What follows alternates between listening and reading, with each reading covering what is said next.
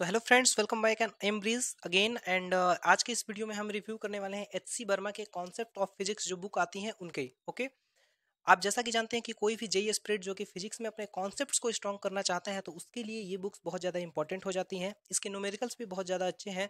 तो आज हम इसी का रिव्यू करने वाले हैं, देखते हैं ये बुक आपकी कितनी काम आएगी। ओके, बहुत लोग ये कहते हैं कि ये बुक अब आउटडेटेड हो चुकी है, लेकिन ऐसी कोई बात नहीं है। मैं जब रिव्यू करूंगा तो आपको बताऊंगा मैं ऐसा क्यों कह रहा हूँ। इसके क्वेश्चन अभी भी बहुत अच्छे लेवल के हैं और इसका नाम ही है कॉन्सेप्ट ऑफ फिजिक्स। तो आपके अगर फिजिक्स में कॉन्सेप्ट में दिक्कत होती है तो आप बिल्कुल इस बुक को कंसिडर कर सकते हैं। ओके, अगर हम बात करिए बुक आती कहाँ से है तो एज यू नो ये एच सी वर्मा सर की किताब है जो कि आईआईटी कानपुर के प्रोफेसर थे। ओके, अभी भी है, मतलब प्रोफेसर नहीं है लेकिन अभी वो है, जिंदा है। ठीक।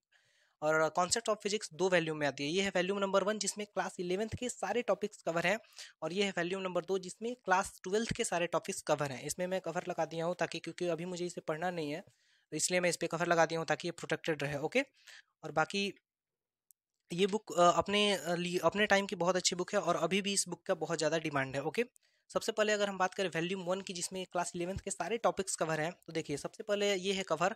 मतलब मैं ये कहता हूँ कि ये जो बुक्स है ना, इनकी मेंटेनेंस अच्छी नहीं आती। जब भी आप ऑर्डर करोगे तो आपको इसी कंडीशन में मिलेगी, इसीलिए मैं इस पर कवर लगा दिया, क्योंकि इसका भी कवर थोड़ा बहुत फटा आया था। ओके, सबसे पहले अगर बैक साइड की बात करें तो यहाँ पे इसकी प्राइस लिखी है 495। इतनी की ये आती नहीं है। ओके, इससे सस्ती आती है। मैं इसका लिंक भी डिस्क्रिप्शन में दे दूंगा जहाँ से आप इसे सबसे अच्छे प्राइस पे खरीद सकते हैं अमेजॉन से। ओके, और उसके बाद सबसे पहले हम ओपन करें, यहाँ पे मैं अपना नाम लिखा था जो कि हटा चुका हूँ, कॉन्सेप्ट ऑफ फिजिक्स। ओके, आप देख सकते हैं आईआईटी कानपुर और ये एच सी वर्मा सर की किताब है। ओके, बकवास थोड़ा ज़्यादा है इस बुक में। हाँ, सीधा यहाँ से शुरू करते हैं। टेबल ऑफ कंटेंट, यानी कि जो भी चीज़ें दी गई हैं आपको यहीं पे पता चल जाएगा कि इस हेडिंग में क्या बात की गई है। सबसे पहले अगर मैं देखूँ तो यहाँ पे आप देख सकते हैं इंट्रोडक्शन ऑफ फिजिक्स। फिजिक्स क्या है और कहाँ तक है, सब कुछ इस बुक में समझाया गया है। तो ये जो इंट्रोडक्शन ऑफ फिजिक्स देखते हैं तो इसमें आपके यूनिट्स एंड डायमेंशन जो क्लास 11th का पहला चैप्टर है वो कवर किया गया है, और थोड़ा बहुत मैथमेटिक्स का पोर्शन इसमें कवर किया गया है। और ये सारी हेडिंग्स है। मैं अभी इस बुक को ओपन करूंगा तो आपको पता चलेगा ये सारे हेडिंग्स है। उसके बाद यहाँ पे देखिए फिजिक्स एंड मैथमेटिक्स। ओके, तो इसमें जो मैथमेटिकल टूल आता है फिजिक्स में, जैसे vector, integration, differentiation, graph reading, ये सारी चीज़ें इसमें बताई गई हैं। Significant digits, maxima minima concept, ये सारी चीज़ें आपको इसमें बताई गई हैं। Dot product, cross product, vector का बहुत ज़्यादा इंपॉर्टेंट है। रेजोल्यूशन ऑफ वेक्टर भी इसमें बताया गया है। तो ये वो वाला सेक्शन है और यहाँ से आपकी मेन फिजिक्स स्टार्ट होती है, यानी कि kinematics. Okay, rest and motion, इसमें दोनों स्टेट्स को बताया गया है। सारे मतलब टॉपिक्स को बहुत अच्छे से एक्सप्लेन किया गया है और उस पर क्वेश्चन भी है। तो आइए किसी एक चैप्टर को ओपन करके मैं देखता हूँ कि कैसे इसमें दिया गया है। ओके, तो मैं ओपन करने वाला हूँ फिजिक्स एंड मैथमेटिक्स। ओके, तो चलते हैं फिजिक्स और मैथमेटिक्स वाले सेक्शन में। एज यू कैन सी आ चुके हैं, देखिए फिजिक्स एंड मैथमेटिक्स। सबसे पहले आपको कुछ लंबे लंबे पैराग्राफ्स मिलेंगे जिन्हें आप पढ़ सकते हैं। इसमें बताया गया है कि फिजिक्स के लिए मैथ क्यों ज़्यादा इंपॉर्टेंट है। ओके, और सारी चीज़ें यहाँ पे दी गई हैं और मेन यहाँ से शुरू होता है यहाँ से। ओके, जो कि है इक्वालिटी ऑफ वेक्टर्स, और यहाँ पे वेक्टर की इक्वालिटी के बारे में बताया गया है। डायरेक्शन मैग्नीट्यूड वाला जो कॉन्सेप्ट आता है, addition of vector, as you can see यहाँ पे दोनों लॉ बताए गए हैं। आप भी जानते हैं पैरेललोग्राम लॉ और ट्रायंगल लॉ, दोनों को यहाँ पे बहुत अच्छे से एक्सप्लेन किया गया है। ये भी बताया गया है ये क्यों ऐसा होता है। ओके, और सबसे अच्छी बात है एग्जाम्पल 2.1, यानी कि सारे जो भी आप अभी जैसे ही कॉन्सेप्ट बताया गया है उसके बाद एक एग्जाम्पल दिया गया है जिससे आपका कॉन्सेप्ट क्लियर हो जाता है। ओके, आगे चले तो एज यू कैन सी मैं इस बुक को पढ़ा हूँ तो काफ़ी सारा इसमें मैं पेन से खींच खाच किया हूँ। और यहाँ पे अगर मैं दिखाऊँ तो देखिए यहाँ पे आपको दिखा दिया गया है मल्टीप्लाइंग अ नंबर, यानी कि किसी वेक्टर में जब हम किसी नंबर का मल्टीप्लाई करते हैं वो कैसे करेंगे। फिर यहाँ पे बताया गया है सब्सट्रैक्शन ऑफ वेक्टर, दो वेक्टरों को जब घटाना होता है तब क्या करते हैं, एज यू नो डायरेक्शन उल्टा करके जोड़ दिया जाता है। ओके, और फिर देखिए एग्जाम्पल 2.1, यानी कि जो अभी यहाँ पे पढ़ाया गया उसका एग्जाम्पल यहाँ पे दे दिया गया है। ओके, रेसुलेशन ऑफ वेक्टर जो कि बहुत ज़्यादा इंपॉर्टेंट है। आप रिलेटिव वेलोसिटी पढ़ेंगे या आगे बहुत कुछ, मतलब बहुत ज़्यादा काम आता है ये वाला कॉन्सेप्ट। मेरा ये क्लियर नहीं था जब मैं लेक्चर देखा था, लेकिन जब मैं इस बुक को पढ़ा तो ये पूरा कॉन्सेप्ट मेरा बहुत अच्छे से क्लियर हो गया। Okay, as you can see पूरा यहाँ पे एक्सप्लेन किया गया है। मैं यहाँ पे खुद से एक्सप्लेन किया हूँ थोड़ा बहुत सीखने के लिए, आप भी ऐसा कर सकते हैं। और उसके बाद यहाँ पे पूरा कॉन्सेप्ट बताया गया है। और देखिए एग्जाम्पल 2.3, ये इस किताब की सबसे अच्छी बात है, एक कॉन्सेप्ट तुरंत एग्जाम्पल, एक कॉन्सेप्ट तुरंत एग्जाम्पल। ओके, फिर यहाँ पे 2.4 भी दिया गया है, कुछ नया यहाँ पे आई थिंक कॉन्सेप्ट दिया गया होगा। ओके, उसके बाद है dot product and cross product, again a very important topic. और यहाँ पे देखिए सब कुछ डॉट प्रोडक्ट क्रॉस प्रोडक्ट के बारे में पूरा आपको दे दिया गया। और उसके बाद एग्जांपल 2.5 पूरा यहाँ पे अगर देखा जाए तो उसको दिया गया है कि मतलब डॉट प्रोडक्ट क्रॉस प्रोडक्ट निकालते कैसे हैं। ओके, और यहाँ पे दोनों फॉर्मूले भी दिए गए हैं। एज यू नो कि यहाँ पे सिर्फ मैग्नीट्यूड आता है उसके लिए, और यहाँ पे डायरेक्शन आता है ए बी साइन थीटा जो कि क्रॉस प्रोडक्ट में आता है उसके लिए, दोनों दिया गया है। यहाँ पे वेक्टर की डायरेक्शन पता करने के लिए जो थंब रूल होता है वो भी बताया गया है। ओके, और यहाँ पे देखिए, यहाँ से स्टार्ट हो जाता है हमारा डिफ्रेंसिएशन, जिसमें पूरा बताया गया डिफ्रेंसिएशन क्यों करते हैं, क्यों इंपॉर्टेंट है, कहाँ कहाँ यूज होता है, सारी कुछ आपको इसमें बता दिया गया है। ओके, उसके बाद आगे बढ़े तो इसमें इंटीग्रेशन भी दिया गया होगा। हाँ, इंटीग्रेशन यहाँ पे आप देख सकते हैं दिया गया है। उसके बाद सिग्निफिकेंट डिजिट्स पूरा आप पढ़ लेना, क्लियर हो जाएगा।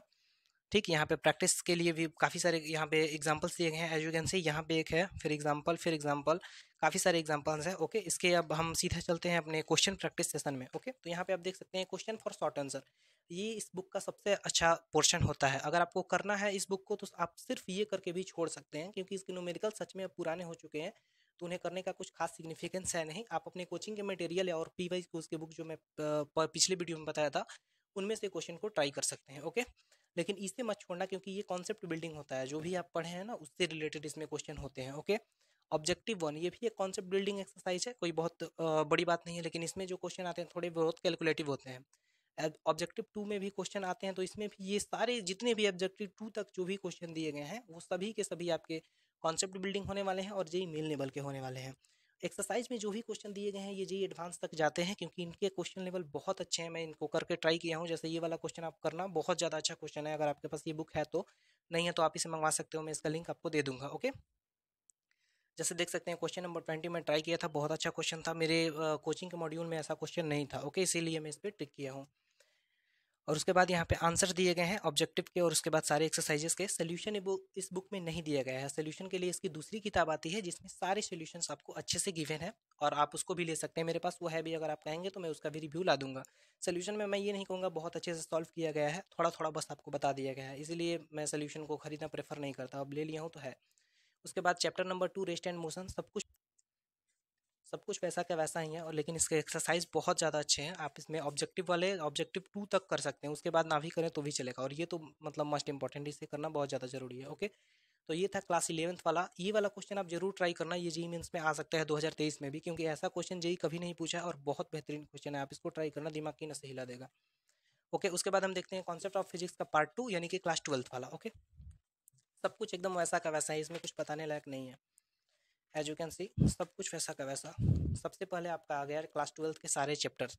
अब इसमें आपको बेसिक मैथ तो नहीं मिलेगा, क्योंकि वो सब 11th में आता है। एज यू कैन सी, सीधे दिया गया है हीट एंड टेम्परेचर। अब वो क्लास 12th के सारे यहाँ पे चैप्टर दिए गए हैं। मैं अभी इसमें से कुछ पढ़ा नहीं हूँ, तो सबसे पहले मैं आपको एक चैप्टर खोल के दिखा देता हूँ। Okay, as you can see, सारा का सारा थियरी यहाँ पे आ गया, क्योंकि ये मेन बुक का मोटिव है आपको फिजिक्स दिखाना, आपको मतलब फिजिक्स से लगाव बनाना, ताकि आप फिजिक्स को और अच्छे से पढ़ सकें। और इसमें इसीलिए सारे कॉन्सेप्ट बहुत ज़्यादा डिटेल में एक्सप्लेन्ड है।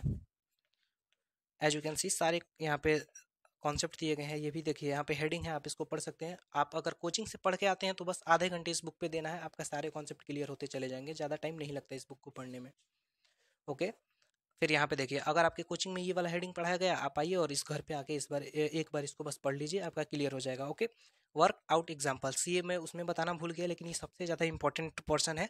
इसमें कि एक भी क्वेश्चन आपको नहीं छोड़ना है। इसमें कि आप क्वेश्चन छोड़ते हो तो आप मतलब बहुत बड़ी गलती कर रहे हो, क्योंकि इसमें आपको क्वेश्चन की अप्रोच पता चलती है, किस तरह से किस क्वेश्चन को सॉल्व करना है वो पता चलता है इसमें, और सोल्यूशन के साथ होता है ये। वर्कआउट एग्जाम्पल का मतलब ये है, तो इसको आप बिल्कुल मत छोड़ना। जो भी क्वेश्चन दिया गया है आप देखना कि उसे सॉल्व कैसे किया जा रहा है। इससे क्या होगा, आपके अंदर क्वेश्चन को करने से पहले ही उसकी अप्रोच डेवलप हो जाएगी, जिसके कारण जब आप रियल में क्वेश्चन को करेंगे तो आपको काफ़ी कम टाइम लगने वाला है। Okay, as you can see, बहुत सारे यहाँ पे एग्जाम्पल्स दिए गए हैं। ओके, और यहाँ से देखिए 14, 13 और आई थिंक 20 तक दिया जाता है एक में। लगभग, हाँ, लगभग 17 क्वेश्चन दिए गए हैं। ओके, उसके बाद क्वेश्चन फॉर शॉर्ट आंसर, जैसा कि उस बुक में था, यानी कि कॉन्सेप्ट बिल्डिंग। ऑब्जेक्टिव 1 ये भी कॉन्सेप्ट बिल्डिंग।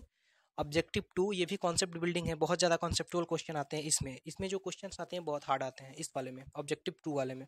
सारे कॉन्सेप्ट से रिलेटेड होते हैं, इसलिए मैं कहता हूँ अगर आप 2 तक कर लेते हो तो कॉन्सेप्ट की टेंशन मत लेना, बस आपको न्यूमेरिकल की टेंशन लेना है। उसके बाद आ गया एक्सरसाइज। मेंस लेवल के लिए मैं कहूँगा ठीक है, एडवांस लेवल के लिए बिल्कुल ना जाए, क्योंकि इस बुक में अब वैसे मतलब सवाल नहीं बचे जो एडवांस ना पूछा, और आप जानते हैं एडवांस का पैटर्न बार बार चेंज होता है, इसलिए अब इस बुक के एडवांस वाले क्वेश्चन को करना बेवकूफ़ी है।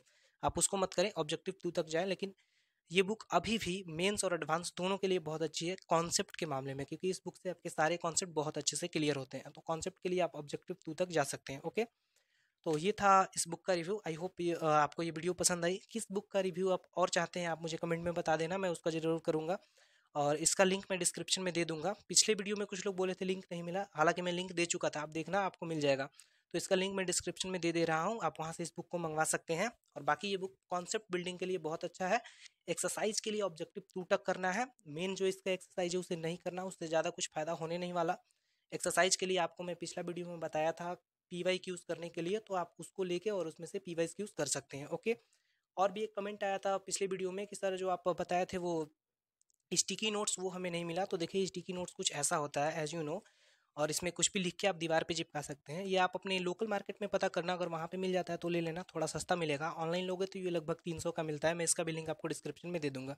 So thanks for watching this video. अगला वीडियो आप किस टॉपिक पे चाहते हैं, कौन सी बुक का रिव्यू चाहते हैं आप बताना, हो सकता है तो मैं आई इरोडोफ का रिव्यू करूँ। Thanks for watching.